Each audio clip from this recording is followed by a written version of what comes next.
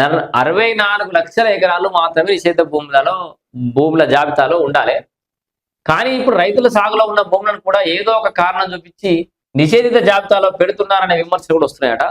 2017 వరకు రాష్ట్రంలో 10% మించని 22A కేసులు, అంటే మన తెలంగాణ రాష్ట్రం ఏర్పడ్డప్పటి నుంచి అంతకంటే ముందు నుంచి కావచ్చు, మొత్తానికి 2017 వరకు రాష్ట్రంలో 10% మించలేదు. అంటే 22A కేసులు అంటే నిషేధిత భూముల కేసులు 10% మించలే ఇన్నేళ్లలో. ఇప్పుడు ఒకటిసారి 30-40% వరకు పెరిగితే అంటే మరి ఎట్లా, అంత ఒకటిసారి పెరిగితే ఎట్లా అని చెప్పేసి క్వశ్చన్ రైజ్ అవుతుంది. ప్రభుత్వం రైతులను భయపెట్టడానికి, డబ్బులు వసూలు చేయడానికి మాత్రమే ఈ జాబితాను రెవెన్యూ అధికారులు ఒక అస్త్రంగా వాడుకుంటున్నారనే ప్రచారం జరుగుతోంది. ఏ కారణం లేకుండానే నిషేధిత జాబితాలో పెడుతున్న భూములపై నిరభ్యంతర పత్రాల పేరుతో, అంటే నిషేధిత జాబితాలో పోయింది భూమి, దానికి నిరభ్యంతర పత్రం అని తీసుకురావాలి, ఎన్ఓసి, నో అబ్జెక్షన్ సర్టిఫికేట్లు. ఏ కారణం లేకుండా నిషేధిత జాబితాలో పెడుతున్న భూములపై నిరభ్యంతర పత్రాల పేరుతో కోట్ల దందా నడుస్తుందన్న ఆరోపణలున్నాయి.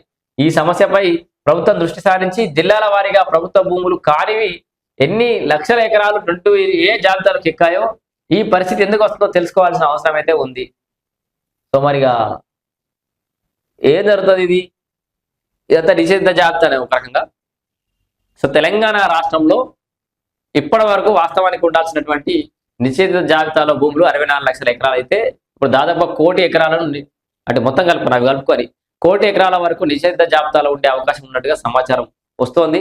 మరి ఏం జరుగుతుంది ప్రజల నుంచి, అంటే కొంతమంది ఈ అంటే విలువైన భూములు కాబట్టి రైతులకు సంబంధించో ఇంకొంత యజమానులకు సంబంధించో వాళ్ళ దాని నుంచి ఏమైనా వ్యతిరేకత వస్తుందా, లేదంటే నిజంగా నాకు నిషేధిత జాబితాలు చేర్చాల్సిన అవసరం ఉందా, కొంత మిగతా భూముల సమస్యలు పరిష్కరించడానికి అప్పటి వరకు అయితే నిషేధిత జాబితాలు ఉంచాల్సిన అవసరం ఏమైనా ఉందా, అధికారులు దీని మీద ఏం నిర్ణయం తీసుకోబోతారు అయితే మనం ఎదురు చూడాలి.